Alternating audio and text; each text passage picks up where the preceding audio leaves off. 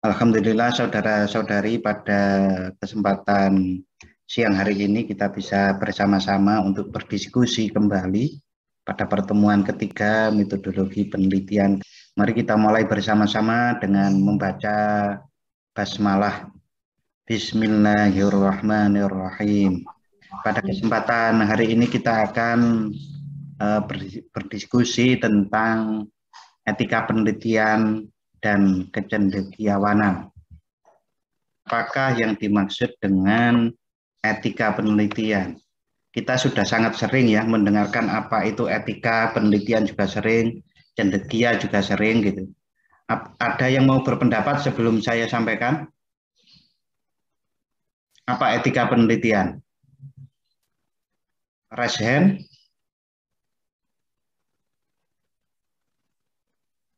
Ata biasanya. Gimana Ata? Halo Pak, Gimana apa etika penelitian Ata? bentar Pak, ini izin sebentar saya tak benerin sinyal nih baru jelek. Halo, sudah jelas belum nih? Sudah sangat jelas itu. Oke. Oke, saya sampaikan ya. Oke Pak, ya, baiklah. Oke, etika penelitian kalau di Kamus Besar Bahasa Indonesia, etika itu adalah ilmu tentang apa yang baik dan apa yang buruk, dan tentang hak dan kewajiban moral atau akhlak. Jadi ilmu tentang apa yang baik dan apa yang buruk. Ya berbeda memang antara agama. Agama itu kan juga Al-Furqan. Kitab Al-Quran itu disebut juga kitab atau disebut Al-Furqan. Al-Furqan itu adalah pemisah. Pemisah antara kebaikan, antara kebatilan dengan kebenaran, antara yang al-haq dan al-batil. Nah, etika itu lebih pada bagaimana memandang sebuah hal itu baik atau buruk, tapi dengan bukan aturan agama saja, tetapi dengan aturan juga sosial kemasyarakatan yang berlaku. Kalau etos atau etika, kalau kita lihat dari asal katanya, itu adalah etos, yaitu kebiasaan dan peraturan perilaku yang berlaku dalam masyarakat, refleksi filsafati atau moralitas masyarakat. Jadi etika itu lebih kepada bagaimana kita merefleksikan secara filsafat hal-hal yang terkait dengan kebiasaan masyarakat baik atau buruk. Selanjutnya disebut moralitas masyarakat. Ya, ini sangat terlihat kalau kita memberi ada satu contoh di mana kalau orang minum minuman keras di Indonesia dengan di luar negeri itu kan berbeda ya. Bahkan kalau ada pesta-pesta, kalau tidak ada minuman keras yang tersaji di luar negeri itu jadi mungkin tidak baik. Di luar negeri yang itu ya, yang memang kehidupannya dengan minuman-minuman keras itu adalah sangat biasa. Tetapi kalau minum minuman keras itu di Indonesia, ya itu jelek jadi. Itulah perbedaan di antaranya kalau kita berpedoman pada etika saja. Apa manfaat etika? Manfaat etika adalah membantu manusia dalam membedakan mana saja yang baik untuk dilakukan dan mana yang tidak. Etika juga dapat menjadi batasan manusia dalam bertindak. Ya, karena ada yang baik dan yang buruk, maka kemudian ada batasan mana yang bisa kita lakukan dan mana yang tidak bisa kita lakukan secara etis gitu. Lalu apa etika penelitian? Etika penelitian itu disebut juga integritas ilmiah, yaitu suatu prinsip pemikiran ilmiah yang mengedepankan kejujuran. Sebagaimana kita diskusikan pada minggu-minggu kemarin, bahwasannya penelitian itu mempunyai banyak fungsi, di antaranya adalah fungsi untuk memberikan bahan atau memberikan variabel-variabel, data-data untuk pengambilan keputusan.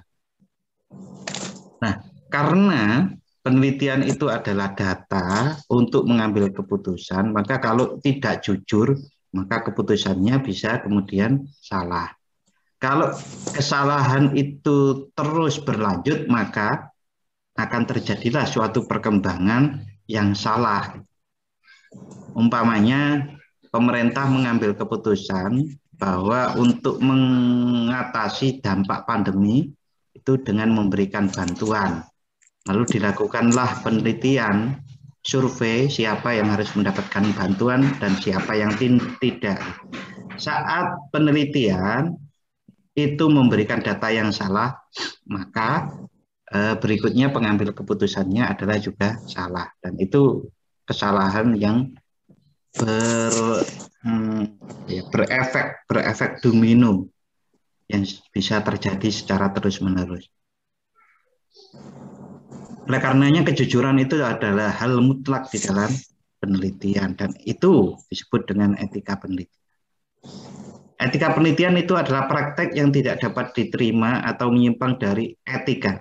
Praktek yang tidak dapat diterima atau menyimpang dari etika itu ada penipuan, plagiatisme, pencurian data, penyimpangan dari kode etik yang telah disepakati, kekeliruan, penyalahgunaan dana atau kepercayaan publik, partisipasi dalam praktek-praktek yang membahayakan.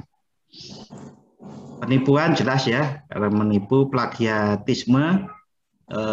Kemarin saya sudah memberikan video tentang standar membuat karya ilmiah.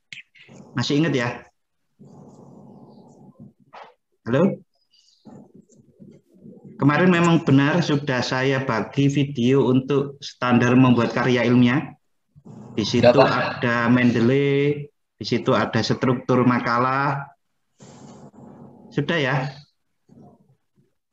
Sudah, Pak. Sudah. Nah, plagiatisme diantaranya seperti di contoh video yang kemarin. Ada pencurian data milik orang lain dicuri kecuali data-data yang disediakan secara publik. Umpamanya Badan Pusat Statistik melansir data tentang masyarakat Indonesia. Nah, data itu bisa digunakan oleh peneliti lainnya. Ada juga data hasil ujian nasional. Itu dipublish secara umum sehingga bisa kita gunakan untuk penelitian. Tetapi kalau memang itu bukan data yang dipublish secara umum dan memang tidak bisa digunakan, ya tidak boleh. Contoh, umpamanya kita meneliti tentang konsumen provider HP tertentu ya, itu lalu kemudian kita melakukan pencurian data yang kemarin sempat viral itu kan. Nah, lalu data itu kita gunakan. Nah, itu namanya pencurian data. Penyimpangan dari kode etik yang telah disepakati. Ya, kode etik seperti tadi ada satu aturan yang disepakati bersama di dunia penelitian atau di dunia ilmiah ini, lalu dilanggar. Ya, contoh yang paling sering terjadi itu melakukan plagiat itu. Kekeliruan, jadi kekeliruan yang disengaja. Penyalahgunaan dana, ya dananya harusnya untuk penelitian tapi kemudian tidak digunakan. Atau kepercayaan publik. Kepercayaan publik di sini itu adalah penyalahgunaan kepercayaan publik. Kita sudah dipercaya untuk mendapatkan satu data di satu tempat, lalu kita malah datanya kita jual. Umpamanya publik itu mau diteliti dengan salah satu ketentuannya adalah tidak mempubliskan nama-nama narasumber, kok kemudian bocor. Lah itu namanya menyalahgunakan kepercayaan publik. Oleh karenanya kalau meneliti itu kita harus hati-hati betul ya, terutama data-data yang sifatnya itu adalah data pribadi, privasi, itu tidak boleh publish kecuali dapat izin. Contoh ya, bahayanya kita melakukan penelitian terhadap efektivitas pembelajaran pendidikan agama Islam di sebuah sekolah. Lalu narasumbernya itu guru-guru. Lalu kemudian di laporan kita tuliskan nama guru itu sesuai dengan nama gurunya, tidak disamarkan gitu. Nah, itu kan berbahayanya nanti kalau dibaca umpamanya dibaca kepala sekolah, dibaca pengawas, dibaca oleh pihak-pihak yang tersinggung dengan hasil penelitian itu, maka bisa jadi narasumber atau informan guru agama yang kita wawancarai itu bisa kena getah dari penelitian yang kita lakukan. Ya mungkin kalau itu di dunia guru tidak terlalu ya, tidak terlalu. Tapi kalau umpamanya di dunia perusahaan yang besar, mereka bisa dipecat kalau membocorkan hasil-hasil membocorkan sesuatu yang kurang baik tentang perusahaan tersebut, mereka bisa dipecat. Oleh karenanya narasumber informan itu hendaknya disembunyikan. Oke, partisipasi dalam praktek-praktek yang membahayakan. Umpamanya kita melakukan penelitian yang jenisnya itu eksperimen. Nah, eksperimennya itu membahayakan. Maka kan itu betul-betul harus dijaga. Contoh mengapa penelitian terutama di bidang ilmu alam, kedokteran terutama itu harus menggunakan hewan. Ya itu kan karena kita menghindari praktek-praktek yang membahayakan ini. Oke, etika penelitian berkaitan dengan beberapa norma, yaitu norma sopan santun yang memperlihatkan konvensi, kesepakatan dan kebiasaan dalam tatanan di masyarakat. Ada norma hukum mengenai pengenaan sanksi ketika terjadi pelanggaran, dan norma moral yang meliputi etikat dan kesadaran yang baik dan jujur dalam penelitian. Ini etika penelitian. Oke, tentang plagiasi yang masih sering terjadi, beberapa kasus di Indonesia yang umpamanya plagiasi itu dilakukan oleh seorang dosen, maka dosen bisa dipecat, bisa diturunkan jabatannya. Bahkan di luar negeri ada seorang perdana menteri atau bahkan presiden ya harus mengundurkan diri karena ternyata disertasinya, karya S3-nya itu plagiat. Nah, itu kan artinya memang berbahaya sebetulnya kita melakukan plagiasi. Kalau di dalam aturan perundang-undangan ada di pasal 1 Permendiknas, Peraturan Menteri Pendidikan Nasional nomor 17 tahun 2010. Di situ disebutkan plagiat adalah perbuatan secara sengaja atau tidak sengaja dalam memperoleh atau mencoba memperoleh kredit atau nilai untuk suatu karya ilmiah dengan mengutip sebagian atau seluruh karya dan atau karya ilmiah pihak lain yang diakui sebagai karya ilmiahnya tanpa menyatakan sumber secara tepat dan memadai. Oke, itu plagiat. Jadi plagiat itu kegiatannya, plagiator itu orangnya. Plagiator adalah orang perseorang atau kelompok orang atau tim penulis, tim peneliti yang pelaku plagiat. Masing-masing bertindak untuk diri sendiri, untuk kelompok, dan atas nama suatu badan. Nah, diri sendiri kita menulis sendiri untuk skripsi, umpamanya kelompok menulis artikel berkelompok atau atas nama suatu badan, umpamanya penelitian dilakukan oleh badan A, PT A, atau perguruan tinggi A, perguruan tinggi B itu. Oke, pencegahan plagiat adalah tindakan preventif yang dilakukan oleh pimpinan perguruan tinggi yang bertujuan agar tidak terjadi plagiat di lingkungan perguruan tinggi. Ya, termasuk seperti yang saya bagikan ke saudara-saudari itu. Di situ kan ada teknik caranya parafrase, lalu kemudian juga cara mengutip yang benar, sehingga tidak terjadi plagiat. Ya sebetulnya kita mengutip itu kan juga gratis ya. Kalau mengutip itu gratis, mengapa tidak sih wong tinggal mencantumkan? Biasanya yang terjadi itu adalah karena kita malas untuk mencantumkan. Yang kedua itu karena kita tidak mau merangkai kata lagi. Lalu copy paste ya pasti akan kena kalau copy paste itu. Apalagi zamannya sudah sebegini. Kita ada Turnitin, kita ada cek plagiarisme, sehingga bisa mudah sekali seseorang itu kena apakah itu plagiat atau tidak. Penanggulangan plagiat adalah tindakan represif. Ini tadi pencegahan, ini penanggulangan. Adalah tindakan represif yang dilakukan oleh pimpinan perguruan tinggi dengan menjatuhkan sanksi kepada plagiator di lingkungan perguruan tingginya yang bertujuan mengembalikan kredibilitas akademik perguruan tinggi yang bersangkutan.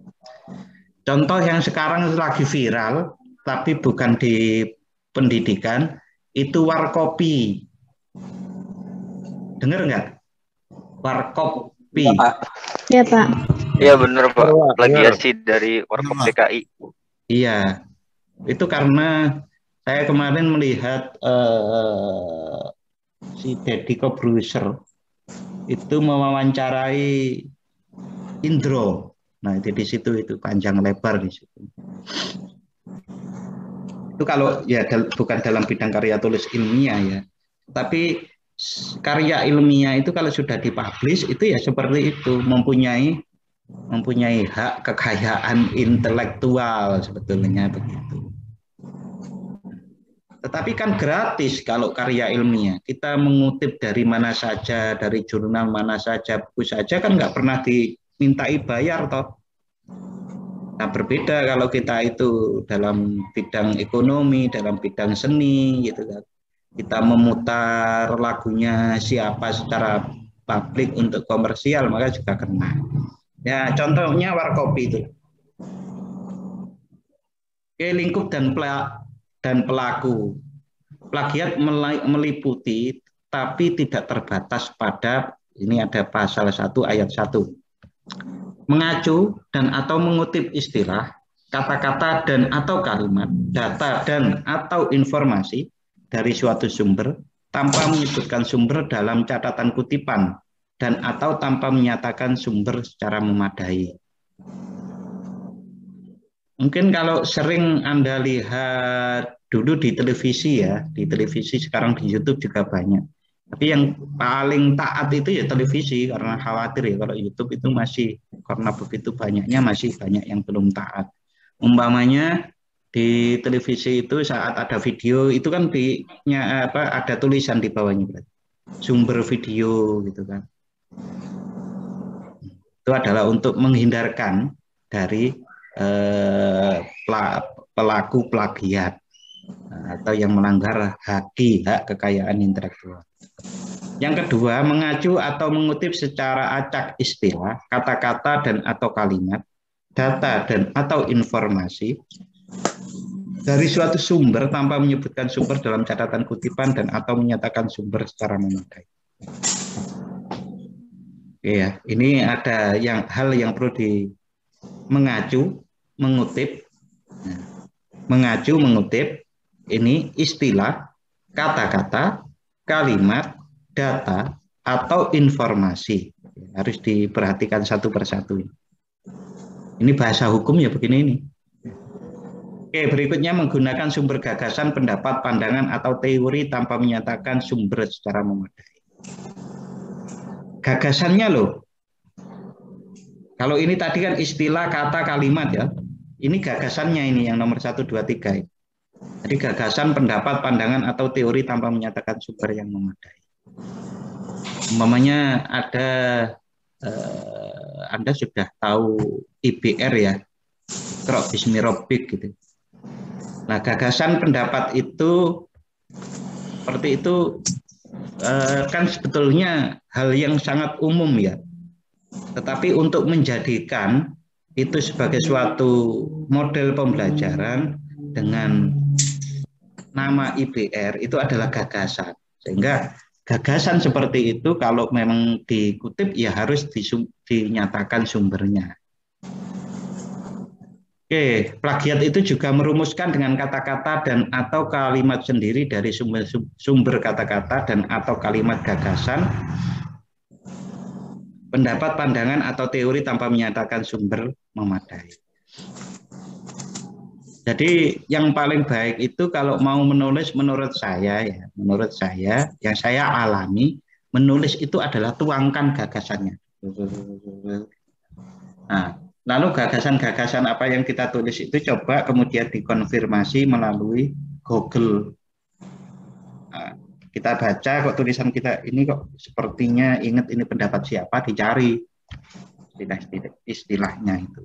Kalau saya seperti itu pengalaman yang mudah pengalaman agar terhindar dari plagiasi yang kemudian terkena Turnitin itu. Oke, berikutnya plagiat itu menyerahkan suatu karya ilmiah yang dihasilkan dan atau telah dipublikasikan oleh pihak lain sebagai karya ilmiahnya tanpa menyatakan sumber secara memadai. Ada loh orang yang menciplak karya ilmiah itu total, cuma diganti namanya. Itu ada. Zaman-zaman dulu saya pernah lihat itu. Ya, umpamanya skripsi, ya skripsinya orang lain, filenya diambil, lalu kemudian diganti dengan namanya sendiri.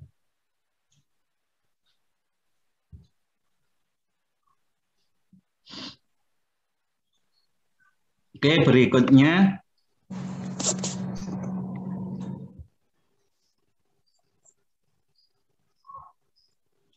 Nah, ini bahasa hukum luar biasa ini. Gimana, Atta? Ada apa? Boleh bertanya, Pak? Ya, silakan. Oke. Terkait sebelum tentang undang-undang, itu tadi kan dituliskan karya orang lain, hak kekayaan orang lain, dan banyak hal. Nah, saya pernah mendengar suatu kasus salah satu rektor USU, Universitas saya agak lupa panjangannya, itu terkena pelanggaran karena memplagiasi diri sendiri. Nah, padahal dia menulis kurang lebih, mohon maaf, seperti ini. Pada tulisan saya yang lalu, tapi tidak menyertakan karya yang mana seperti kita nulis daftar pustaka. Tapi kenapa kok beliau itu kena pelanggaran sampai kena hukuman, sampai masuk berita dan lain-lain, padahal dia itu karyanya sendiri sebelum itu. Jadi dia mengutip dari jurnalnya yang ditulis sehari yang lalu, misalkan seperti itu. Nah, itu kok bisa seperti itu, kenapa, Pak? Ya memang aturannya seperti itu. Oleh tadi di undang-undang itu tidak ada tulisan tentang diri sendiri gitu atau pribun? Di undang-undangnya nggak ada begitu. Okay. Anda tahu memang nggak ada begitu. Nah, tadi yang Bapak bacakan tadi kan. Oh, ini belum selesai kok. Yo, gitu. Masih banyak ini. Okay. Nanti ada namanya self plagiarism, plagiat diri sendiri itu. Masih ada, nanti pembahasan itu ada di sini. Oh baik Pak, terima kasih Pak. Terima kasih. Oke, tunggu ya. Sabar. Siap Pak. Oke, berikutnya yang dimaksud dengan sumber di pasal 1 ayat 2 itu adalah orang perseorangan atau kelompok orang masing-masing bertindak untuk diri sendiri atau kelompok atau untuk dan atas nama suatu badan atau anonim penghasil satu atau lebih karya dan atau karya ilmiah yang dibuat, diterbitkan, dipresentasikan, atau dimuat dalam bentuk tertulis baik cetak maupun elektronik. Ini perkataan sumber di pasal 1 ayat 2. Itu maknanya sumber itu adalah perseorangan atau kelompok dan seterusnya. Oke, yang dimaksud dengan yang dibuat, kalau ini tadi sumber, yang ini dibuat dapat berupa dalam pasal 1 ayat 3, komposisi musik, perangkat lunak komputer atau software yang lain ya, fotografi, lukisan, sketsa, patung atau karya dan atau karya ilmiah sejenis yang tidak termasuk kategori angka 1 dan 6. Oleh karenanya begini ya, termasuk diantaranya mengapa rektor USU tadi yang dicontohkan oleh Atta itu menjadi masalah. Dengan aturan yang seperti ini, seseorang memang akan sangat rentan kalau tidak betul-betul dia itu menuliskan karyanya sendiri dengan jujur dan dengan kedisiplinan yang kuat. Jujur dan disiplin. Nah, apalagi kalau sudah orang yang menulis itu punya musuh. Umpamanya ada dokter siapa di partai apa gitu kan. Nah, lalu dia dicari-cari orang lain kesalahannya. Ya, maka bertindak baik, bertindak jujur sejak dalam pikiran itu adalah menguntungkan kita. Plagiatisme. Jujurlah sejak di pikiran kita gitu. Artinya kita tidak punya bayangan untuk melanggar, lalu kita kemudian mengetahui aturan, lalu kemudian kita disiplin, disiplin dalam melakukannya itu, maka itu nanti baik buat kita sendiri. Oleh karenanya makalah-makalah yang akan Anda buat untuk mata kuliah ini itu betul-betul mulai berlatih untuk menulis apa yang dipahami, bukan mengcopy paste.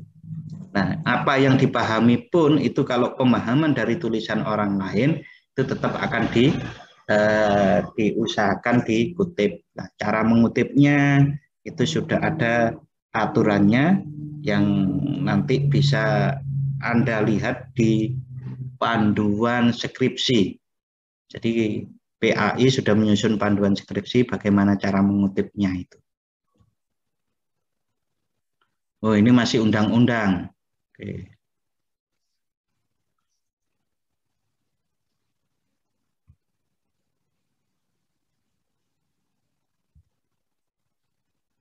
Oke, kita bisa berdiskusi dulu sampai di sini nanti sebelum kita lanjut. Oke, silakan.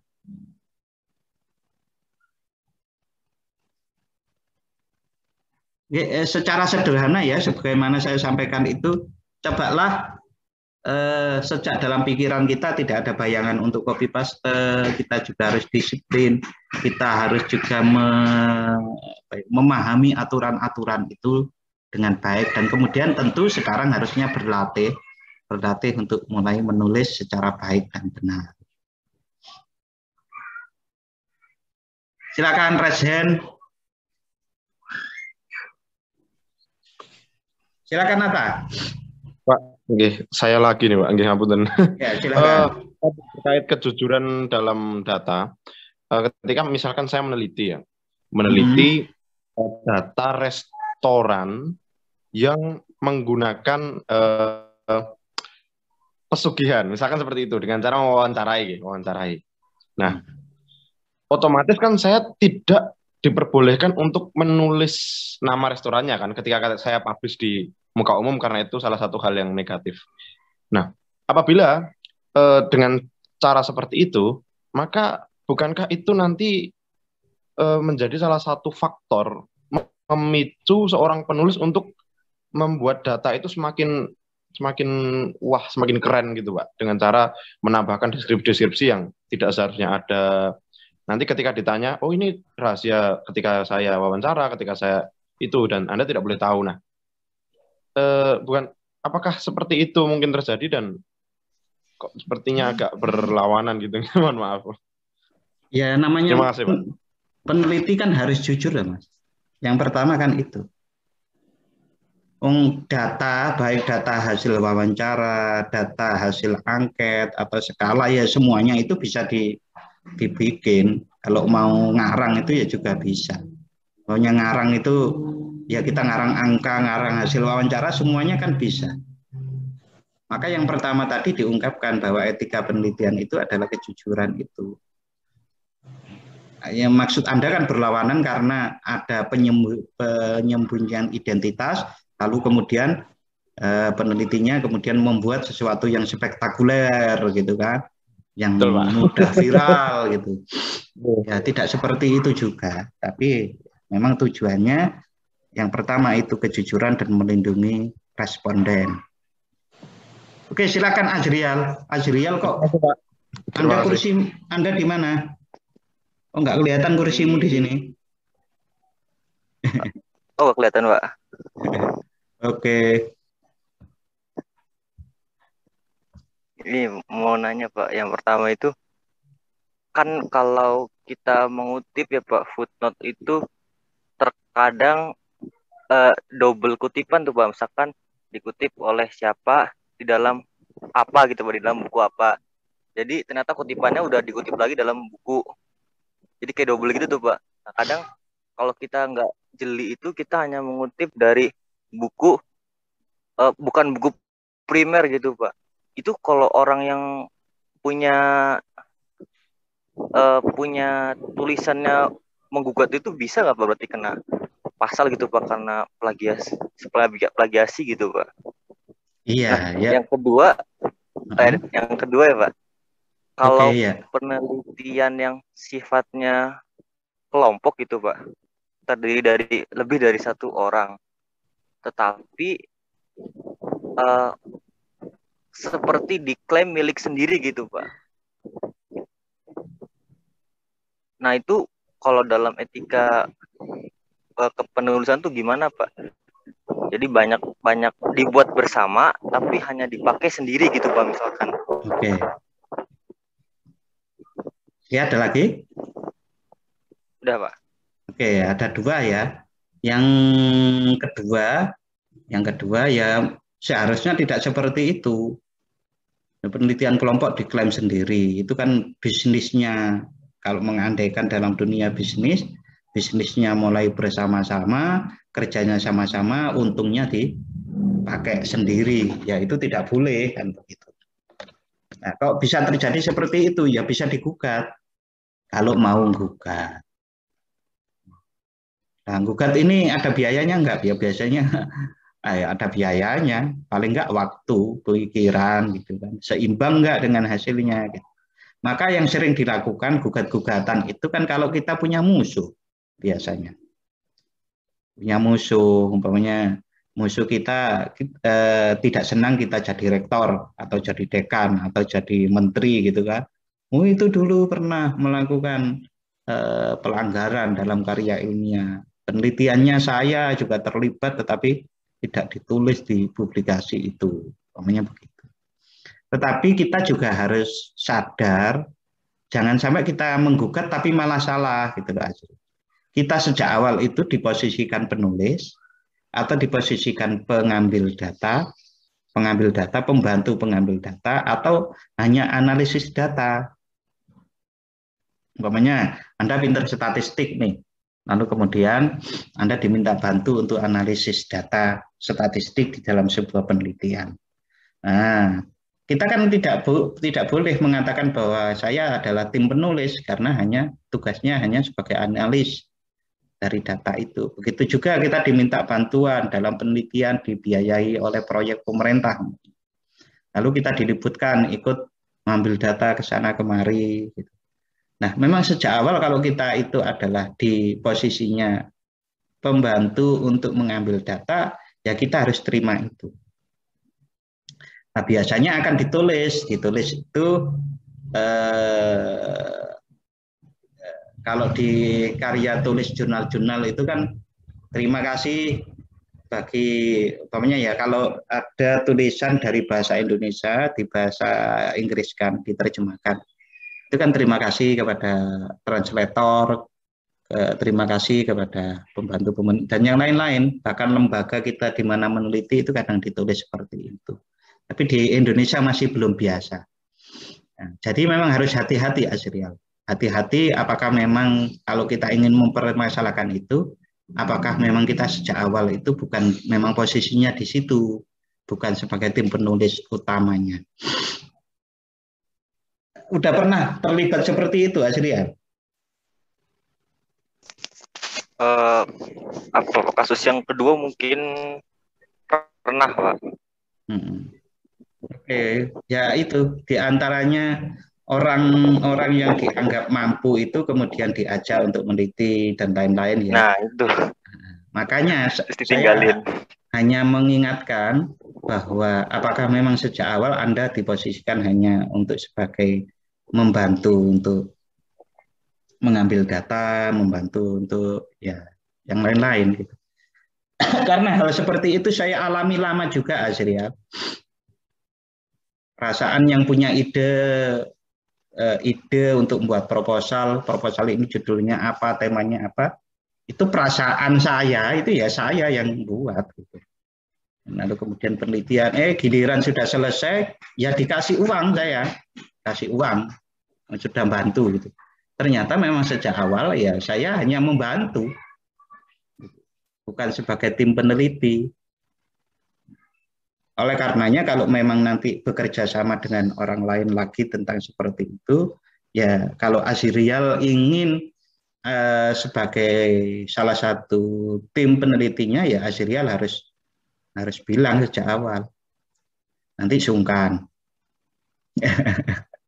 Oke, itu saya alami Azriel, dan ya itulah perjalanan hidup ya, kadang-kadang tidak harus dijadikan hal yang menghambat kita.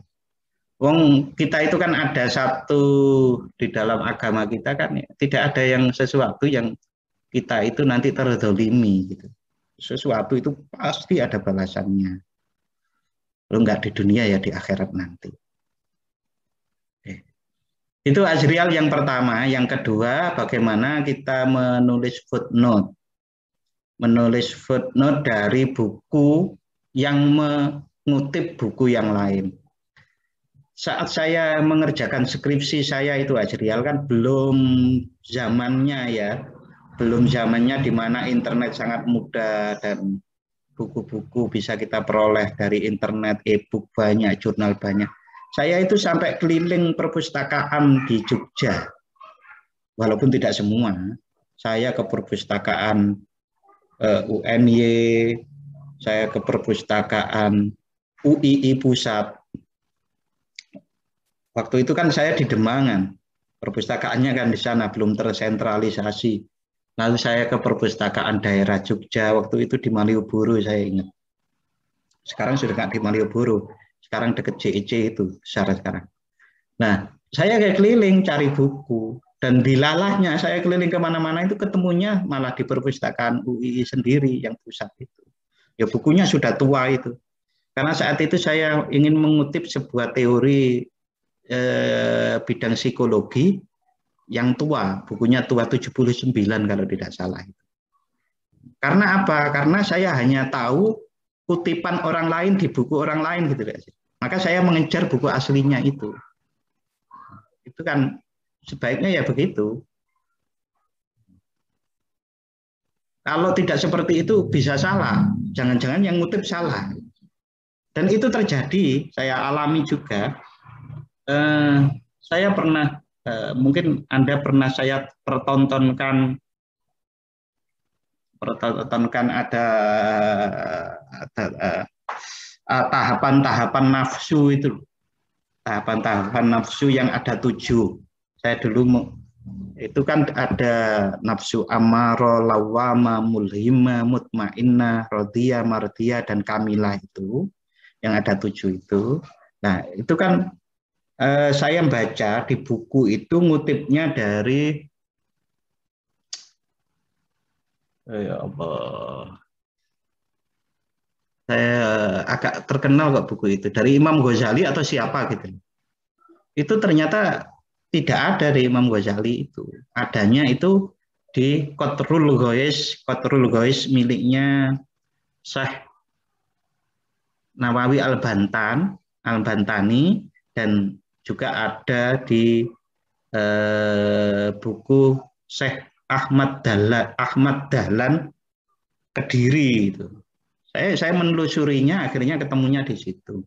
Nah, padahal di buku yang saya baca awalnya itu adalah di Imam Ghazali katanya, tapi Imam Ghazali mungkin ada, saya yang nggak ketemu atau bagaimana, tapi sudah saya cari-cari tidak ada. Akhirnya ketemunya di Qatrul Ghois sama di buku yaitu miliknya Syekh Ahmad Dahlan Kediri. Oke, begitu itu cerita seperti itu Azriel. Kalau bisa ya dikejar, kalau tidak bisa ya ngutip dari kutipan gitu. Tapi diungkapkan, mengutip dari A dalam B gitu. Berarti ngutip A, ngutip A dalam, dan itu juga boleh gitu. Diperbolehkan. Hanya saja selalu orang itu akan mengatakan coba cari aslinya gitu. Gitu Azriel. Oke, terima kasih. Siapa yang lain?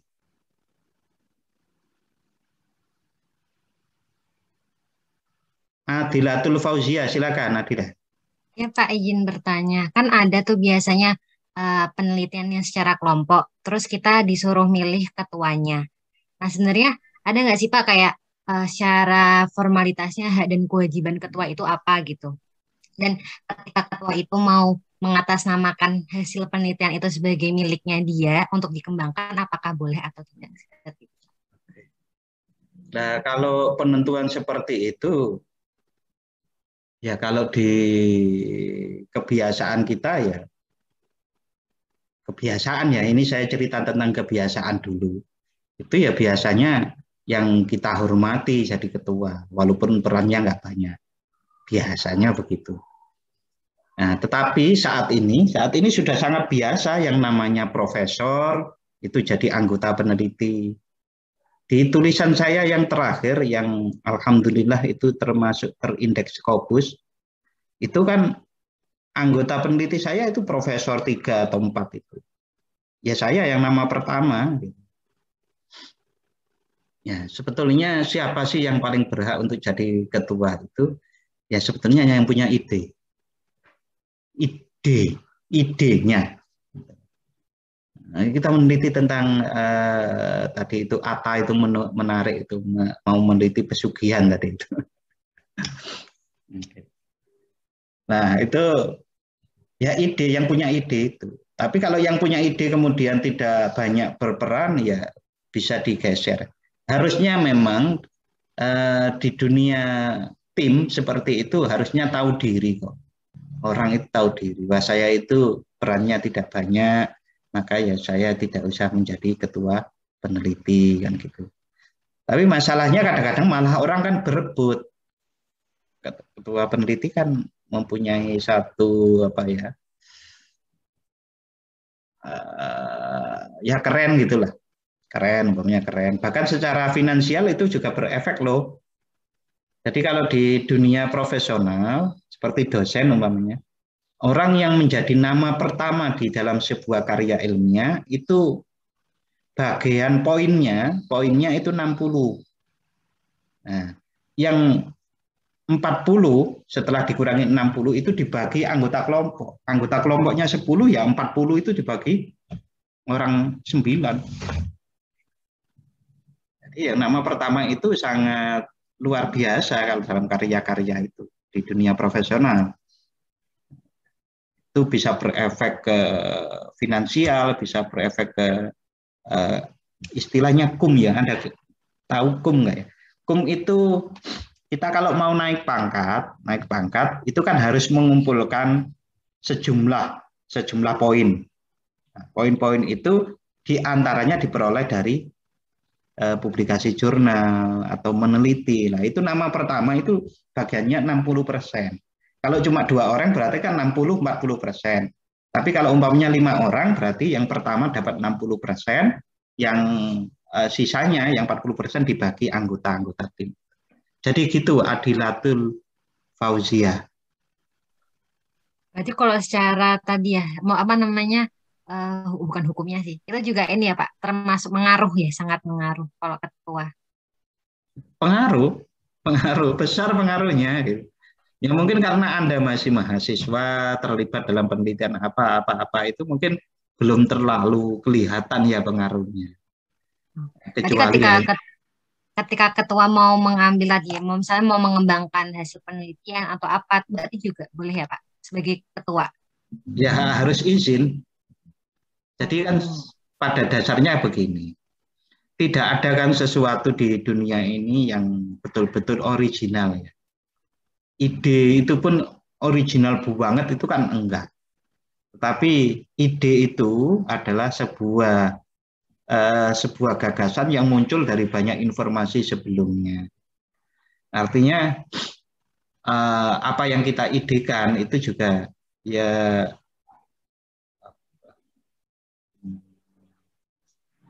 tidak harus kita pegang erat-erat itu ide kita gitu. Kita agak cair saja, apalagi dalam ilmu sosial ya. Ilmu sosial itu ya kalau memang itu kepentingannya untuk apa dulu ya. Kepentingannya kalau memang itu sangat penting gitu, membahayakan atau sangat bernuansa kapital atau uang yang banyak sekali dan Anda perlu memperjuangkan itu ya silakan diperjuangkan.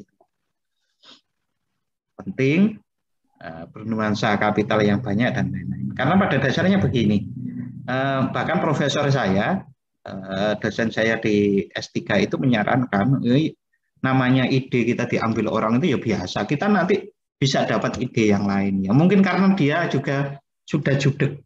Judek itu apa ya? Di Indonesia itu udah biasa gitu. Orang-orang itu ngambil idenya orang lain, bahkan kadang tanpa izin. Akhirnya dia itu mengerti, memahami bahwa ide itu kalau kita mau menulis, betul-betul mau menulis, meneliti, ide itu seperti air. Akan terus mengalir, ada lagi, ada lagi, ada lagi, ada lagi, ada lagi. Katanya begitu. Ya, yang apa yang kalau itu memang hak kita ya kita ikhlaskan sampai begitu karena judeknya ya di Indonesia seperti itu masian gitu. Ya kita anggap amal sedekah. Terima kasih. Kalau dia bilang seperti itu, ya sama-sama. Ada yang lain? Oke, kalau tidak ada saya lanjut ya. Mudah-mudahan tidak berat karena bahasa hukum itu lumayan jelimet.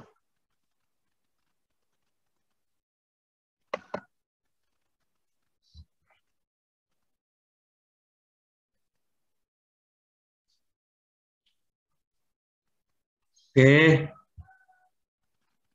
Oh, satu lagi.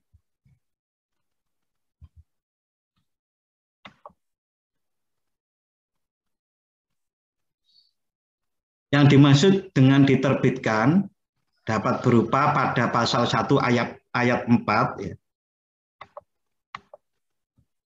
Itu buku yang dicetak dan diedarkan oleh penerbit atau perguruan tinggi. Artikel yang dimuat dalam berkala ilmiah, majalah atau surat kabar, kertas kerja atau makalah profesional dari organisasi tertentu, isi laman elektronik, atau hasil karya dan atau karya ilmiah yang tidak termasuk pada angka 1 dan 4. Ya sebetulnya apa saja ya, kita itu apalagi di medsos saja bisa dipermasalahkan. Yang dimaksud dengan dipresentasikan dapat berupa presentasi di depan khalayak umum atau terbatas, presentasi melalui radio, televisi, video, cakram padat, cakram digital, ya semualah, semua maksudnya semua saluran gitu. Bentuk dan cara lain yang tidak termasuk angka 1 dan angka 2. Ini artinya memang kita betul-betul harus menjaga diri kita agar tidak terjebak masalah plagiarisme itu. Ya caranya sekali lagi saya sampaikan, berpikir sejak awal tidak usah copy paste. Itu yang pertama. Nah, tidak usah di copy paste itu dipahami lalu dituliskan ulang baru ditampilkan ditampilkan kutipannya. Ini self plagiarism sebagaimana diungkapkan diungkapkan Atta tadi. Mengakui karya sendiri yang pernah diterbitkan sebagai karyanya yang baru tanpa mencantumkan citasinya. Nah, oleh karena itu hati-hati mempublikasikan draft. Sebagaimana Anda sudah tahu model pembelajaran Iqra Bismi Rabbik ya, yang IBR saya itu.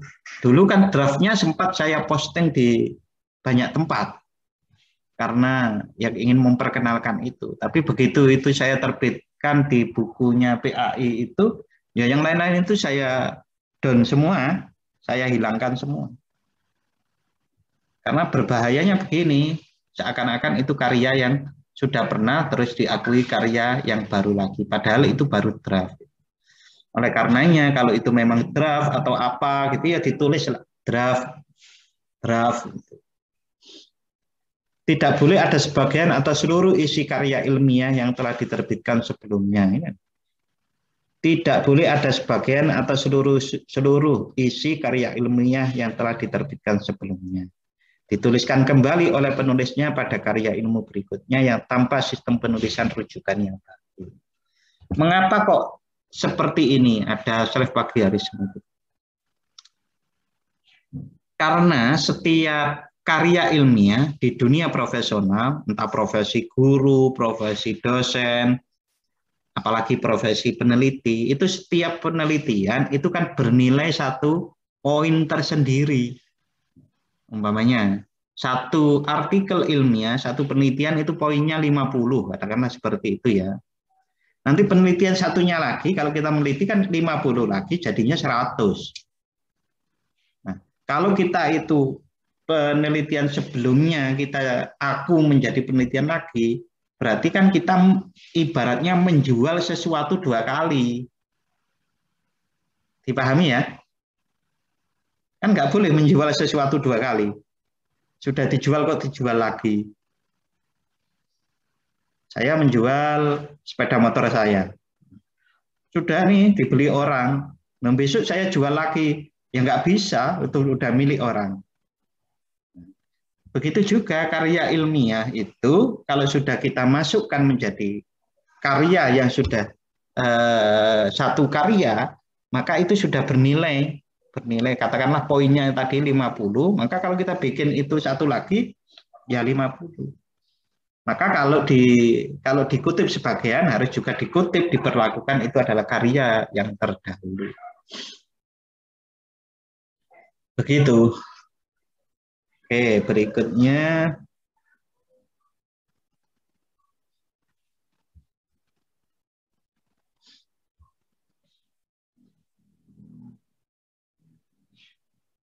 beberapa kasus plagiasi yang terjadi. Copy paste kalimat dari karya ilmiah lain tanpa sistem acuan yang baku.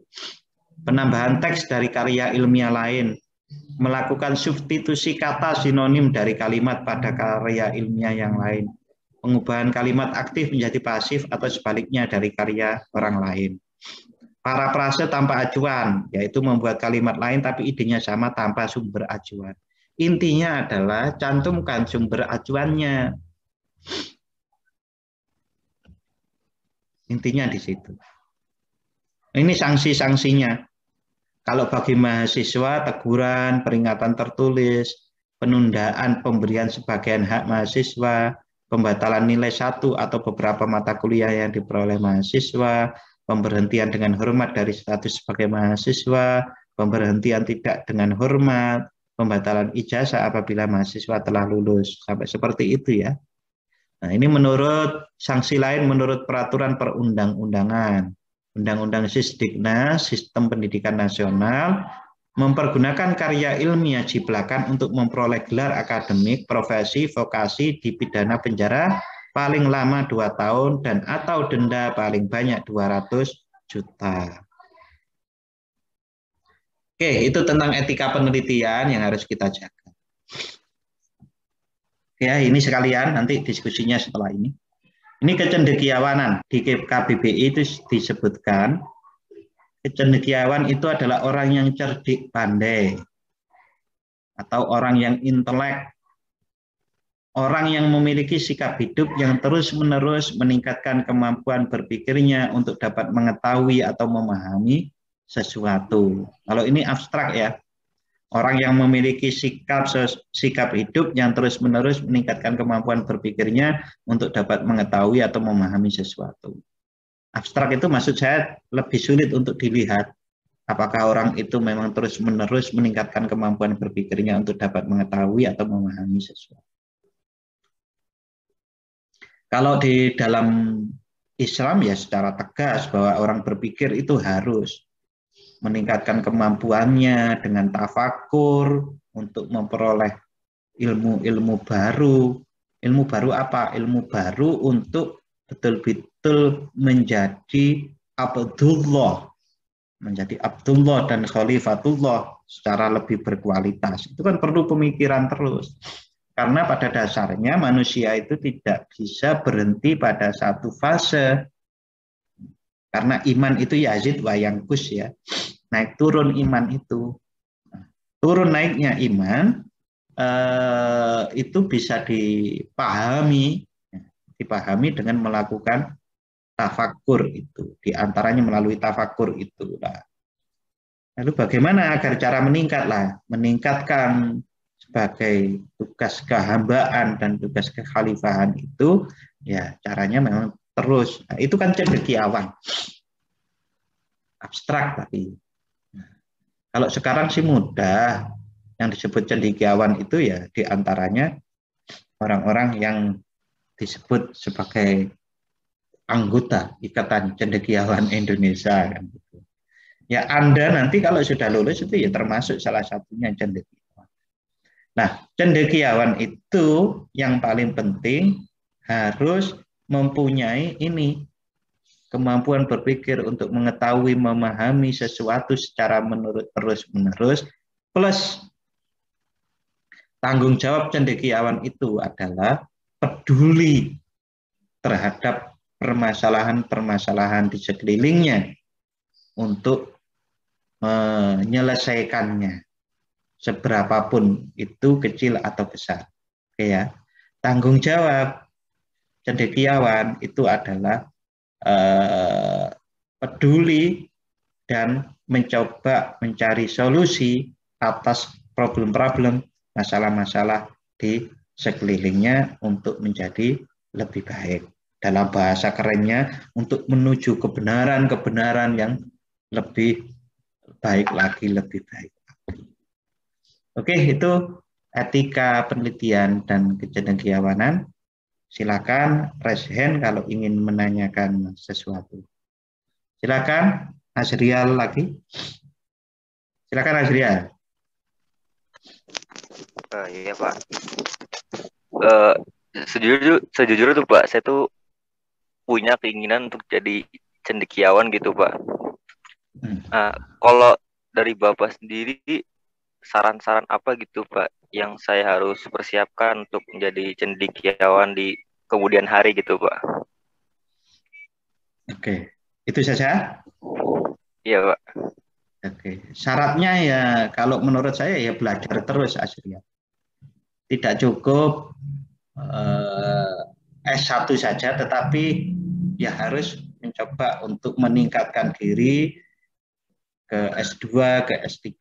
Walaupun tidak menutup kemungkinan orang S1 saja itu bisa berbuat banyak dengan ilmunya, bisa menyelesaikan problem-problem yang ada di sekelilingnya, problem-problem dirinya, problem-problem orang di umat gitu. Itu bisa gitu. Tetapi pengakuan agar karya ilmiah kita itu mampu diterima oleh orang lain, itu kan kita harus membuat satu wadah bagi diri kita sendiri. Ini loh saya mempunyai kapasitas untuk memberikan solusi pada Anda. Ya seperti dokter. Dokter itu kalau tidak disebut dokter ya akhirnya disebut dukun. Peruqyah paling tidak kan begitu. Untuk menyelesaikan masalah.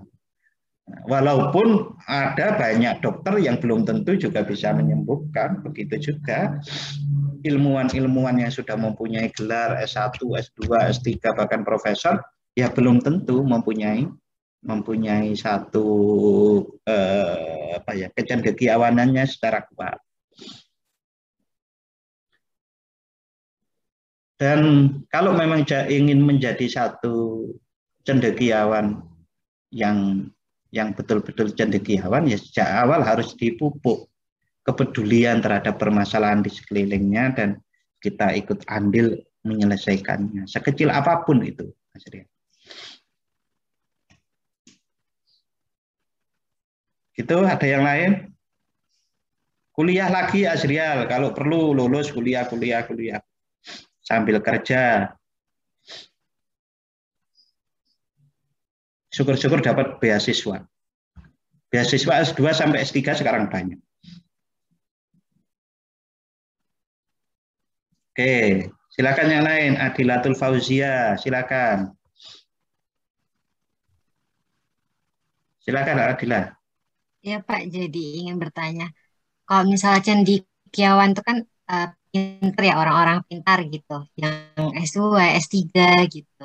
Terus kalau misalnya kita lihat di Indonesia ini kan banyak ya orang-orang pintar, tapi kadang menyalahgunakan apa yang dia punya gitu. Menurut Bapak seperti apa? Kayak misalnya ya para koruptor atau mungkin yang menyalahgunakan apa ilmu yang mereka dapat itu Pak.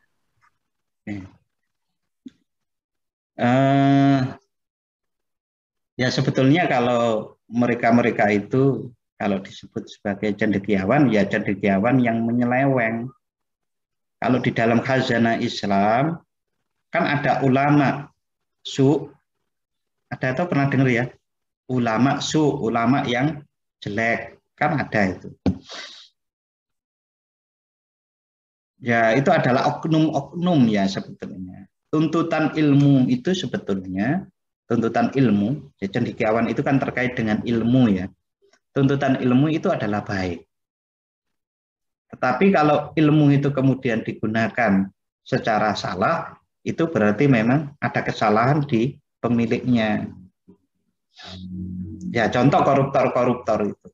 Koruptor-koruptor, bahkan orang-orang yang menggunakan ilmunya untuk mencuri secara online dan yang lain-lain. Banyak juga tuh, mohon maaf ya, oknum-oknum ulama yang kemudian melakukan penyelewengan kan juga banyak. Dokter yang juga melakukan malpraktek kan juga banyak. Ya itu tergantung diri mereka sendiri, tetapi kalau seperti itu mereka tidak bisa disebut seorang cendekiawan sebetulnya. Kalau ada ulama yang kemudian melakukan penyelewengan, ya itu sebetulnya nggak bisa disebut ulama, sehingga mudah nyebutnya dikasih belakangnya su, gitu. Ulama usu. Ya begitu, karena cendekiawan itu adalah kepedulian untuk menyelesaikan permasalahan di sekelilingnya, bukan malah menambah masalah atau bahkan menjadi penyebab masalah. Oke gitu Adila. Silakan yang lain. Izin bertanya Pak. Yuk silakan Ibrahim. Ibrahim Rifat ya. Iya Pak. Oke silakan Ibrahim. Melanjutkan tadi itu tentang kecendekiawan itu, apakah kecendekiawan itu didapat harus melalui jalur pendidikan formal? Mungkin itu. Oke. Kalau apakah harus diperoleh dari pendidikan formal? Yang paling mudah itu Azria, Ibrahim. Yang paling mudah seseorang membedakan bahwa dia itu menjadi dokter ya karena punya ijazah dokter. Nah, cendekiawan itu kalau sudah lulus S1 itu sebetulnya adalah sarjana. Sarjana itu otomatis cendekiawan. Tapi mengapa kok tidak disebut cendekiawan? Ya, ditunggu karyanya yang bermanfaat bagi masyarakat. Sehingga muncullah yang namanya ada doktor honoris causa. Itu adalah pengakuan-pengakuan terhadap karya orang. Yang itu kemudian itulah yang disebut sebagai cendekiawan. Wah, sekarang malah ada yang doktor honoris causa juga diobral, Pak. Ya itulah penyimpangan-penyimpangan kadang seperti itu. Bagaimana apa karya yang bisa menyelesaikan permasalahan umat, permasalahan bangsa ini? Ya contoh penghargaan yang di dunia kan ada ya. Di dunia itu apa itu namanya? penghargaan untuk ilmuwan-ilmuwan itu? Kok lupa saya. Terkenal kok itu. Nobel, Pak. Nobel. Itu kan penghargaan-penghargaan. Nah, itu atas karya. Nah, biasanya itu tidak berdasarkan orang itu sudah S2 atau S3, enggak. Tapi kalau Anda telusuri ya hampir kebanyakan mempunyai pendidikan yang tinggi ya karena itu. Ya, kalau kita itu punya SIM, punya sertifikat, punya ijazah, berkarya di masyarakat itu lebih mudah untuk dilihat atau diterima gitu. Ya sebagaimana seorang dokter lah. Orang dengan kepandaian dokter tetapi tidak mempunyai, orang kan masih menyangsikan. Walaupun ya sebagaimana saya ungkap tadi, orang yang punya sertifikat, punya SIM, dokter, punya ijazah S1, S2, S3, tapi belum tentu juga mempunyai andil. Intinya apa?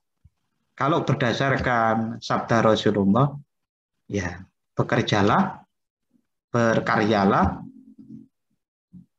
untuk kemanfaatan orang banyak itu. Khairukum, kok khairukum? Khairun nas anfa'uhum linnas. Ingat ya itu ya. Itu berkarya saja gitu. Ya sebetulnya pokoknya kita menyelesaikan problem itu kan bermanfaat. Berkarya. Kalau di sekeliling Anda itu butuh pembelajaran Al-Qur'an, ya udah kita ngajar Al-Qur'an.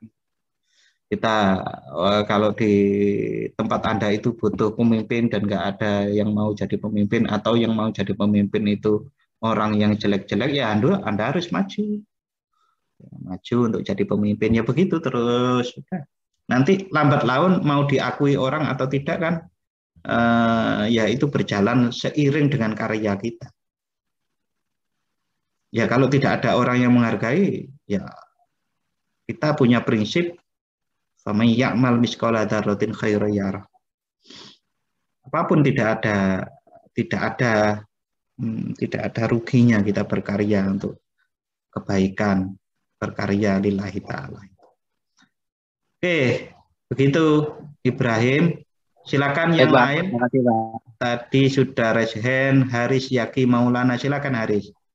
Ya Pak, mau tanya lagi Pak. Jadi cendekiawan itu adalah seseorang yang diakui oleh masyarakat dan karyanya itu menjadi manfaat untuk orang lain, gitu Pak. Mau menjelaskan. Substansinya seperti itu. Substansinya seperti itu. Contoh ya, Habibie itu kan jadi, wah kalau Habibie malah sudah sampai jadi presiden kan begitu. Dulu kan sebelum jadi presiden kan Ketua Ikatan Cendekiawan Muslim Indonesia, IJMI kan begitu. Nah, sebelum dia diakui dijadikan ketua itu, dipilih jadi ketua, itu karyanya kan banyak sekali, Mas. Karyanya bermanfaat nggak? Bermanfaat, bahkan sampai sekarang masih digunakan. Kabarnya apa yang ditemukan B.J. Habibie itu di pesawat-pesawat itu. Ada cendekiawan dalam bidang ilmu sosial, Nurcholish Madjid, umumnya Anda pernah dengar kan? Di era tahun 2000-an, di era saya waktu menjadi mahasiswa, itu paling tidak di Indonesia, itu ada 5 cendekiawan Muslim Indonesia. 1, Nurcholish Madjid, yang kedua Johan Effendi, yang ketiga Gus Dur, yang keempat itu Amin Rais, yang kelima itu Syafi'i Ma'arif. Azrumadi Azra mungkin saat sekarang ya, dulu tahun 2000-an kayaknya belum muncul.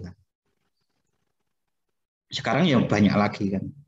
Tapi kan ada orang-orang itu yang mengakui atau tidak itu kan, ya kadang-kadang kalau sekarang itu tergantung punya penggemar atau tidak, Mas.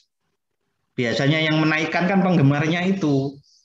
Mengapa kok Nurcholish Madjid, Gus Dur, Amin Rais saat itu disebut sebagai cendekiawan Muslim, walaupun Gus Dur kan bukan anggota IJMI, tapi kok tetap disebut sebagai cendekiawan Muslim? Ya karena ada orang-orang yang respect terhadap pemikirannya, bahkan memperoleh manfaat dari hasil pemikiran mereka itu, lalu kemudian menuliskannya kembali.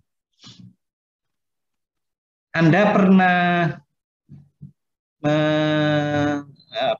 Anda masih ketemu dengan Pak Hujar kan? Pak Ujar Sanaki ketemu nggak? Dosen PAI juga. Kayaknya enggak, Pak. Nggak ketemu Belum ya? pernah, Pak. Angkatan 19 ya? Enggak, Pak. Enggak, Pak. Belum pernah, Pak. Itu bukunya Belum, kan Pak. sudah banyak. Tapi sampai sekarang kan belum dikenal se-booming, sebesar yang orang-orangnya saya sebut tadi. Bagaimana cara membesarkannya? Ya ada penggemarnya enggak? Kalau ada penggemarnya terus dieksplorasi hasil pemikirannya kan nanti kelihatan. Mungkin hasil pemikiran Pak Ujar itu banyak, tapi mungkin juga tidak banyak yang tertarik atau penggemarnya kurang, sehingga karena penggemarnya kurang tidak ada yang menaikkan namanya. Siapa kayak kalau yang mau jadi penggemar kayak begitu? Orang yang merasakan manfaatnya, ya kan? Contoh yang paling real itu Gus Dur. Gus Dur itu bagi orang Konghucu di Indonesia kan mereka merasakan manfaatnya apa ya, karena mereka bisa mengamalkan ibadah mereka dengan leluasa setelah Gus Dur membela orang Konghucu dan memasukkan Konghucu sebagai agama resmi itu ya. Ya seperti itu contohnya. Mulai dari mana? Ibda' binafsik kan itu kan. Mulai dari kita sendiri. Kalau seseorang itu belum selesai dengan dirinya sendiri, permasalahan dirinya sendiri, ya akan sulit untuk memberikan manfaat ke orang lain. Selesai dengan permasalahan sendiri itu apa? Ya orang-orang besar itu kan sudah tidak butuh kekayaan untuk dirinya, sudah tidak butuh, kadang-kadang butuh dipuji, dipuja, enggak. Ya, yang penting berbuat. Lillahi ta'ala, memberikan manfaat pada orang lain. Ya, kalau kita sejak awal sudah mempunyai tendensi untuk terkenal, jangan-jangan malah nggak terkenal. Yang penting manfaat. Untuk orang lain, membela orang lain. Pak, izin tanya, ini dari Muhammad Randi. Mengenai tentang ulama su, bagaimana cara agar mengetahui itu ulama su? Padahal saat ini banyak pemuka agama yang syiar. Nah, kalau kita ingin mengetahui itu ulama su atau tidak, ya jadilah ulama.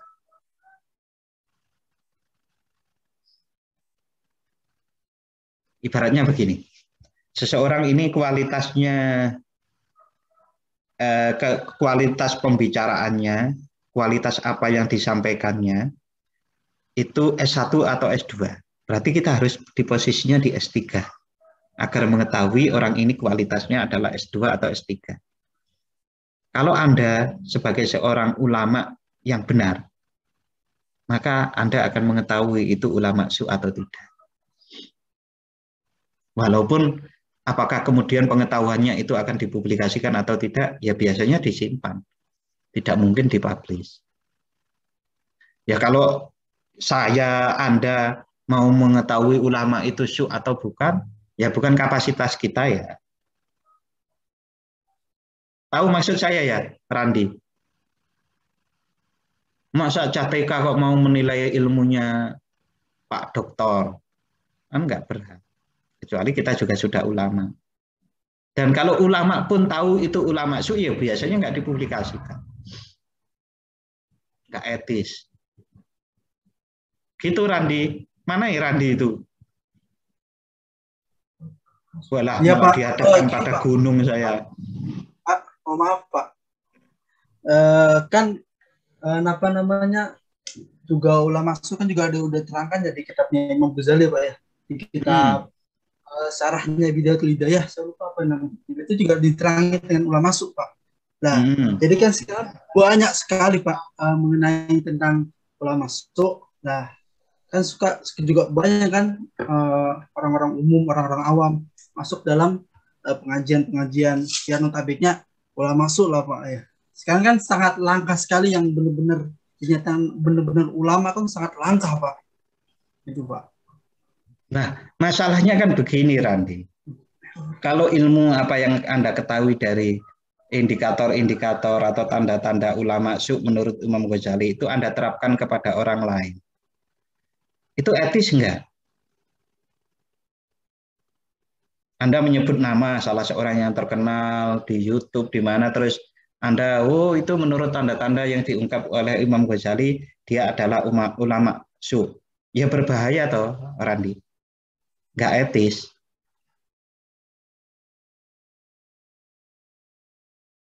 Halo, Randi? Iya Pak, nggih. Jadi kalaupun Anda mengetahui secara real, berarti bukti ya, bukti bahwa dia itu ulama su menurut ya, tanda-tandanya Imam Ghazali kan juga tidak bisa kita dengan secara gegabah mempublikasikannya. Paling tidak itu untuk pengetahuan pribadi bahwa Anda tidak akan mengikuti orang itu kan. Ya, di antara kekacauan dunia jagat perulamaan di Indonesia kan itu kan saling menyerang. Sana sesat, sini sesat, sana sesat, sana sini sesat. Wah itu bubar-bubaran. Berarti ulama di Indonesia itu sesat semua. Lah iya. Kalau menurut orang-orang itu kan bisa sesat semua toh. Ulamanya NU yang tergabung di dalam organisasi NU dianggap sesat oleh yang tergabung di Wahabi.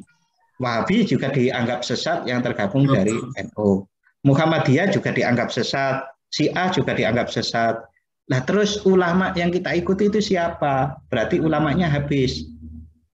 Hancur kan dunia. Perjagatan ulama itu jadi hancur.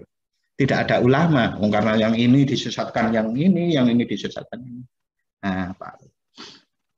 Maka yang paling baik menurut saya ya kalau kita tahu bahkan dengan sebuah bukti seseorang itu adalah yang disebut ulama itu adalah bukan ulama, yaitu untuk diri kita pribadi dan juga tidak disebar untuk umum. Nanti Anda bisa dituntut. Maka itu disebar saja untuk kalangan-kalangan terdekat kita dalam rangka untuk saling melindungi.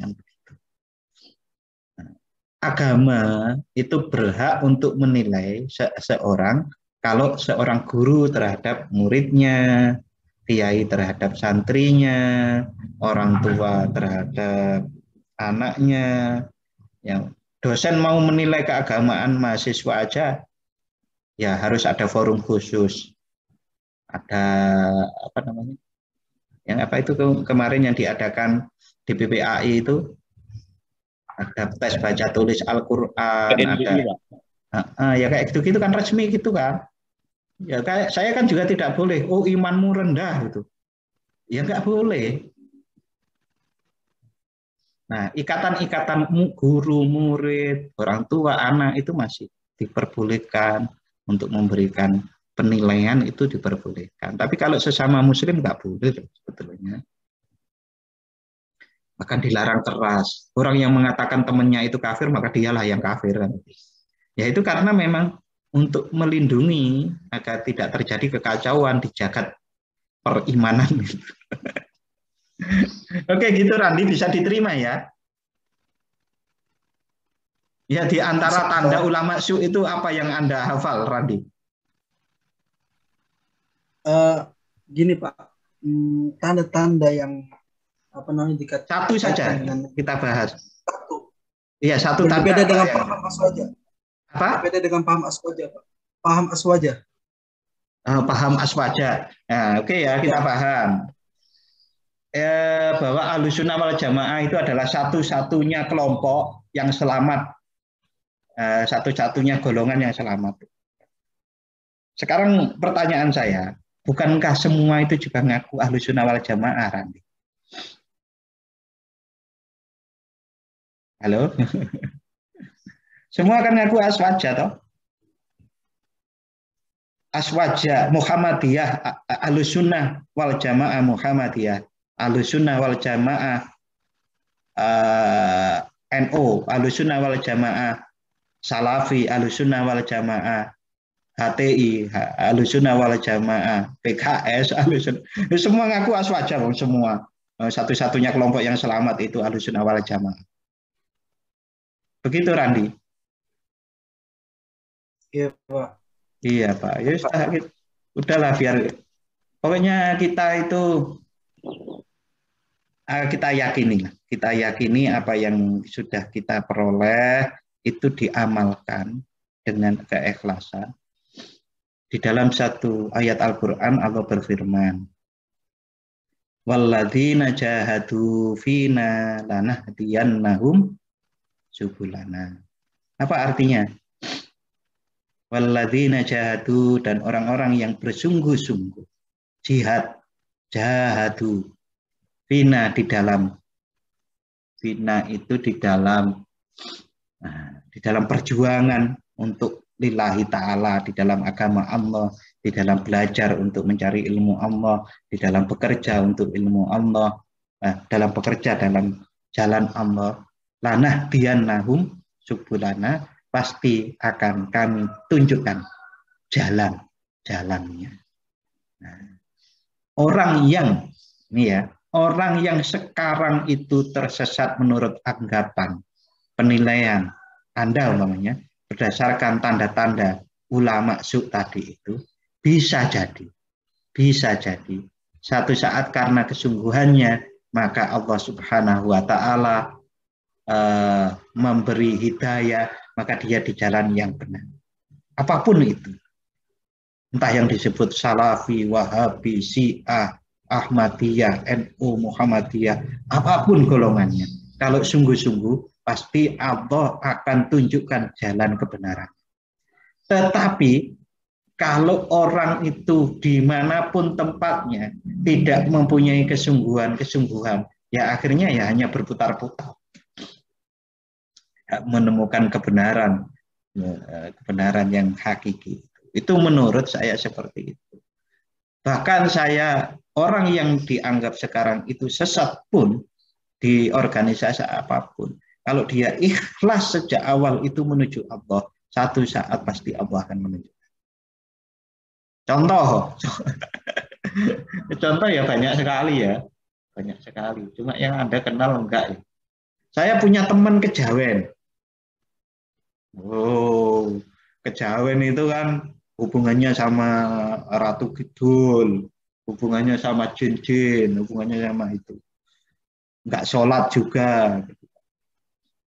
Tapi sekarang dia itu bilang begini, ilmu yang tertinggi, ilmu yang benar itu ya Islam. Bagaimana mencarinya? Al-Quran. Itu dia bilang begitu. Nah, jenengan dulu kan kejawen itu. Kejawen kalah jauh di bawah. Saya itu sudah melakoni kejawen mulai dari puasa yang jenisnya macam-macam itu. Tidak tidur, itu macam-macam. Tapi itu semua hasilnya di bawah Al-Quran, di bawah Islam. Mengapa kok bisa begitu? Ya karena dia sungguh-sungguh mencari kebenaran dengan jalan kejawen. Akhirnya diantarkan, diberi hidayah oleh Allah, kemudian menjadi jalan Islam. Dan dia bisa berkata, kejawen yang bisa, kayak apa ya, kalau di dalam ilmu yang kita kenal itu kan sampai bisa rogo sukmo, sampai bisa tenaga dalam macam-macam. Ya ternyata nggak ada apa-apanya dengan Islam. Ya karena sejak dia menekuni kejawen, dia memang berniat mencari kebenaran, bukan berniat mencari ketenaran. Kalaupun yang dipakai adalah Islam, yang dipelajari Al-Quran, tetapi kalau yang dicari sejak awal adalah ketenaran, ya nggak menemukan kebenaran. Paham ya? Ini sudah saya contohkan yang ekstrim loh. Ekstrim. Jalan seseorang salah, tapi carinya sungguh-sungguh kebenaran, insya Allah akan diantarkan oleh Allah, dibukakan subulana. Subulana itu kan banyak jalan menuju ke kebenaran pada Allah, maka dia akan terantarkan ke sana. Tetapi kalau dia itu jalannya benar, tetapi tujuannya salah, ya dia mau nggak mau harus tujuannya aja salah kok. Ya, jalan yang benar akan ditinggalkan. Mencari kebenaran, bukan ketenaran, bukan kekayaan. Ya seperti istilah hijrah itulah. Barang siapa yang berhijrah karena Allah dan Rasulnya, barang siapa yang hijrah karena kekayaan yang ingin diperolehnya, atau perempuan atau laki-laki yang ingin guide-nya ya itu. Jadi begitu, Randi. Sepakat ya, Randi? Sepakat, Pak. Oke. Jadi jangan memandang sebelah mata siapapun yang sekarang sedang tersesat di organisasi manapun.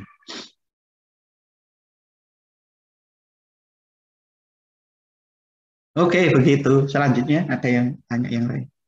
Oke, gimana pandangan Anda tentang cendekiawan yang selama ini Anda ketahui? Ya, saya ingin Pak menjadi cendekiawan Pak untuk membela kebenaran. Membela kebenaran.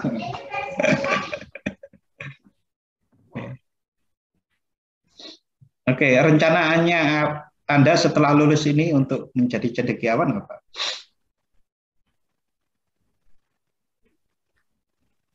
Rencananya masih panjang nih Pak. Ya, yang paling mudah sebetulnya proses itu yang paling mudah ya. Ya memang sekolah lagi.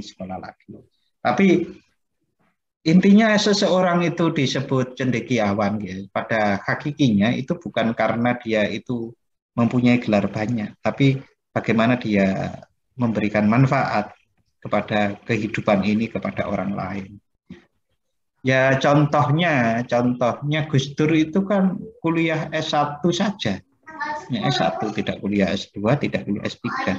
Tetapi beliau juga mempunyai karya-karya tulisan yang banyak sekali yang dinikmati oleh orang lain, yang memberikan teori-teori baru bagi mengatasi permasalahan sosial agama di Indonesia ini, maka dia diakui seperti itu.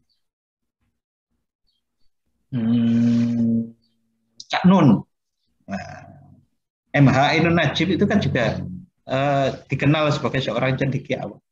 Ya karena karyanya, walaupun Cak Nun itu S1 saja nggak lulus loh itu.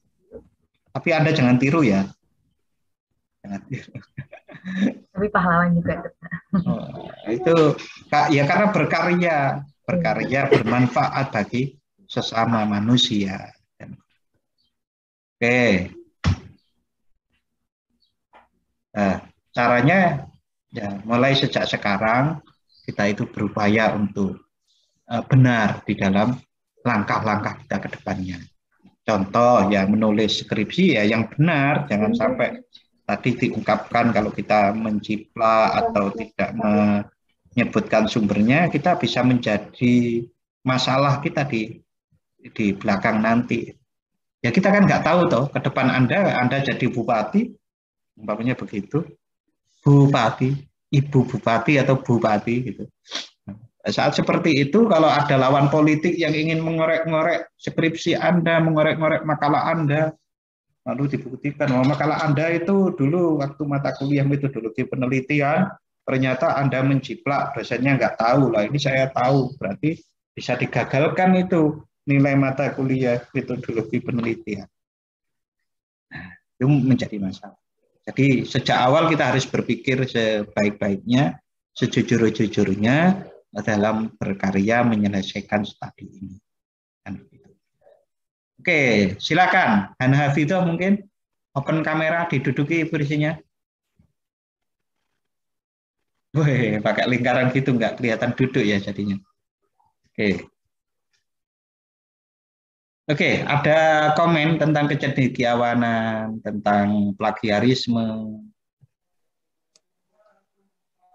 Silakan Hana. Kalau bertanya boleh nggak Pak? Oh iya boleh. Nah, izin bertanya ya Pak.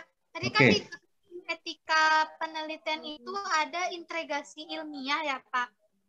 Integritas. Nah ya itu maksudnya seperti apa ya Pak di dalam etika kita membuat penelitian itu Pak? Apa fungsinya gitu Pak?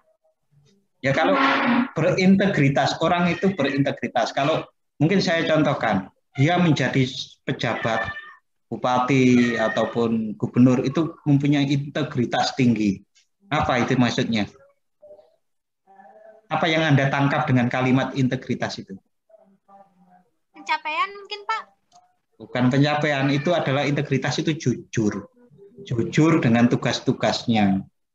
Nah, integritas itu ya Kalau dia pejabat, ya melaksanakan apa yang menjadi tugasnya, jujur. Gitu. Itu integritas. Nah, kalau kita integritas sebagai peneliti, ya jujur sebagai peneliti. Kalau kita jujur sebagai peneliti, umpamanya dalam menulis karya ilmiah, ya jujur kita mencantumkan yang kita kutip, kita tidak copy paste, idenya juga ide sendiri, bukan ide orang lain, kita aku ide kita. Kalau kita mendapatkan bantuan, umpamanya kalau di dalam menulis karya jurnal internasional, itu kan tidak setiap orang bisa menulis bahasa Inggris dengan baik dan benar ya.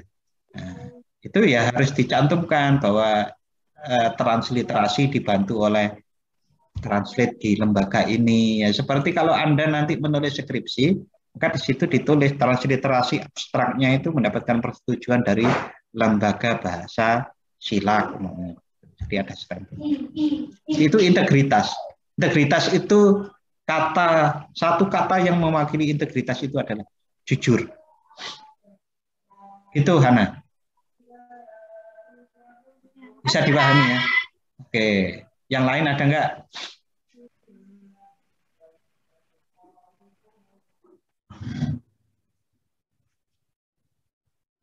Saya, Pak. Oke, silakan. Siapa ya ini ya? Elisa, Pak. Elisa, coba resen. Bentar, Pak. Oke, Elisa Fitriana. Yang gambar baju biru itu ya? Oke, silakan. Iya, Pak. Izin bertanya, Pak, mengenai parafrase. Terkadang kan ketika saya sedang memparafrase itu lalu mengecek tingkat plagiasinya itu masih tinggi, Pak. Padahal udah saya coba untuk parafrase dengan kalimat sedemikian rupa, Pak. Jadi mungkin Bapak punya tipsnya, Pak, untuk hal itu, Pak. Anda cara parafrasenya gimana? Tekniknya? Biasanya kalau nggak mengubah sinonim, membalik kalimat, Pak. Atau diubah bentuk kalimatnya. Ya mungkin itu. Kalau cara yang lain yang bisa dicoba, Anda coba. Pahami maksudnya apa, tuangkan dengan bahasa sendiri. Jangan dibalik dengan kata aktif menjadi kata pasif, dan yang lain-lain seperti itu. Pahamnya apa, tulis dengan pemahaman sendiri. Nah, di antara yang saya lakukan itu adalah saya menulis dulu apa yang saya ingat, lalu kemudian saya carikan rujukannya. Karena rujukan, kutipan di dalam karya ilmiah itu kan seakan-akan juga menjadi keharusan. Ya kan? Kalau nggak ada kutipannya itu dianggap bahwa artikel itu juga kurang baik. Padahal apa yang sudah kita peroleh, bacaan, belajar, nonton YouTube yang isinya ilmu pengetahuan dan lain-lain itu kan terekam di sini toh. Nah, biasanya saya tulis gitu, nanti kalau ada poin-poin tertentu yang saya ingat itu adalah dari mana lah. Kata-kata tertentu itu untuk saya carikan rujukannya, saya tulis di Google, lalu dengan koma, lalu saya tambah jurnal atau jurnal, gantung bahasa Inggris atau bahasa Indonesia. Dengan seperti itu saya akan malah mendapatkan banyak rujukan.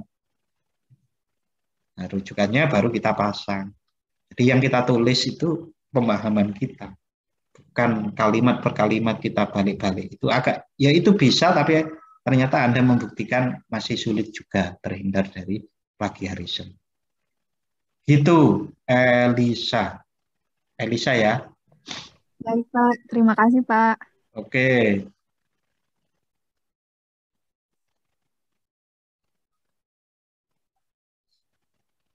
Silakan, Syarif. Maulana Syarif, silakan.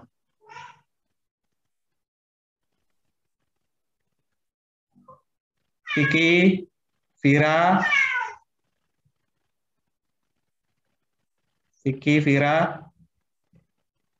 Ini orangnya ada enggak ya? Iya Pak, tadi ada sholat. Siapa Resen? Siapa? Siapa itu tadi Vira? Iya Pak. Oke. Mau tanya? Belum Pak, bentar. Oke. Inti dari kecendekiawanan itu apa? Sebutkan dalam 3 kata saja. Apa sih kecendekiawanan itu?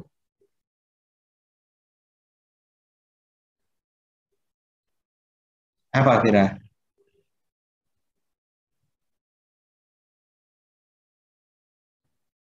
Kalau dari apa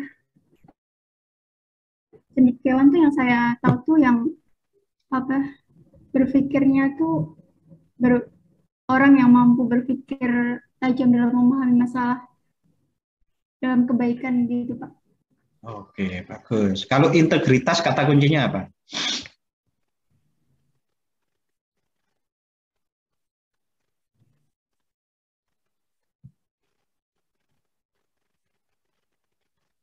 Pengertiannya atau maksudnya? Enggak. Intinya, umpamanya kecendekiawanan itu adalah berpikir maju dan bermanfaat gitu ya. Kalau integritas itu dalam 1 kata apa? Hah? Pembauran Pak. Apa? Pembauran. Pembauran. Menjadi kesatuan gitu Pak. Oh, okay. Integritas itu ada pada kalau saya kejujuran. Kalau integritas yang Anda maksud itu integrasi berarti. Integrasi Timur-Timur dengan Indonesia gitu, pembauran. Kalau integritas yang dimaksud ini adalah integritas sebagai kejujuran. Orang yang berintegritas. Orang itu berintegritas, bertanggung jawab, jujur terhadap jabatannya. Kalau sebagai peneliti ya berintegritas sebagai peneliti. Gimana? Sama aja ya Pak, keteguhan. Keteguhan. Itu sama aja. Keteguhan, ya mungkin bisa. Oke, silakan. Yang lain atau Vira mau tanya? Oke, coba di open kamera biar pada semangat kuliah. Ini dari tadi saya manggil Vicky itu loh, kok nggak muncul-muncul Vicky itu. Vicky. Wah, muncul. Halo. Wah, kan udah kelihatan udah habis makan siang semuanya. Siap. Oke. Yang paling penting, kalau menurut saya itu kecendekiawan itu berpikir terus-menerus memberikan manfaat bagi kehidupan. Itu yang paling penting. Oke. Nah, sementara kalau etika itu berpusat pada kejujuran. Yang paling penting 2 itu. Ya. Kita akan sering untuk menyederhanakan suatu konsep itu dengan 1 kata, 2 kata, atau 3 kata, sehingga lebih mudah untuk dipahami. Oke ya, siap untuk betul-betul mencoba terhindar dari plagiarisme. Dengan cara, itu yang paling penting ya, karena nanti skripsi Anda pun pada waktu Anda mengumpulkan untuk mau ujian harus dicek plagiarismenya. Kalau plagiarismenya tinggi, Anda tetap tidak boleh daftar, harus diubah dulu. Oke, itu Martia siapa ya?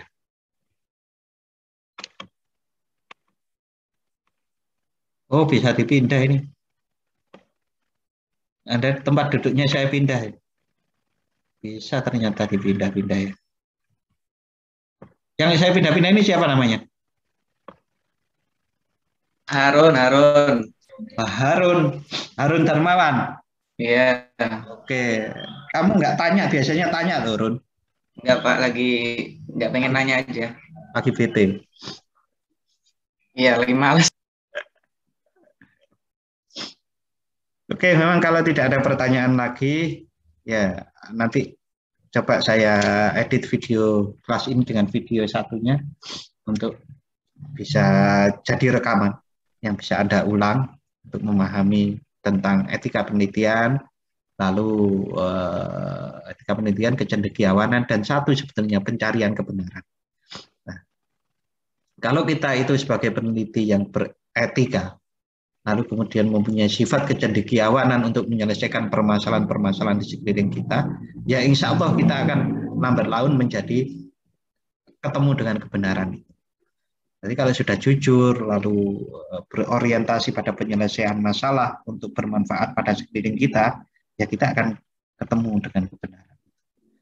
Dasarnya adalah sebuah ayat Allah dalam ayat apa ya? Walladzina jahadu fina lanahdiyannahum subulana. Itu ayat apa? Ada yang hafal? Ayat apa, surat apa? Dan orang-orang yang bersungguh-sungguh di dalam jalan kami, maka akan kami tunjukkan jalannya. Nah, kesungguhan itu bisa, salah satu bentuknya adalah jujur, terhindar dari plagiarisme, selalu berorientasi pada kebermanfaatan, kemasyarakatan, menyelesaikan permasalahan-permasalahan di sekeliling kita, yang insya Allah akan kita mendapatkan kebenaran. Bahkan orang-orang yang, mohon maaf, yang sekarang banyak orang-orang mu'alaf itu kan karena memang mencari kebenaran. Dengan penelitiannya, dengan kesungguhannya, mereka itu mencari kebenaran, bukan hanya mencari ketenaran ataupun kekayaan. Sehingga ditunjukkan oleh Allah kebenarannya adalah Islam. Tetapi kalau orang sejak awal yang ingin diperoleh itu adalah ketenaran, kekayaan, ya sulit untuk kemudian ujungnya dia dihadiahi, diberi hidayah kebenaran Islam. Oke, kalau tidak ada pertanyaan lagi, mari kita tutup pertemuan kita tentang etika penelitian dan kecendekiawanan pada hari ini dengan membaca hamdalah bersama-sama. Alhamdulillahirrabbilalamin. Alhamdulillah. Terima kasih, semoga bermanfaat. Wassalamualaikum warahmatullahi wabarakatuh. Waalaikumsalam warahmatullahi wabarakatuh. Terima kasih Pak. Sama-sama. Terima kasih Pak. Ya, tetap semangat. Terima kasih Pak.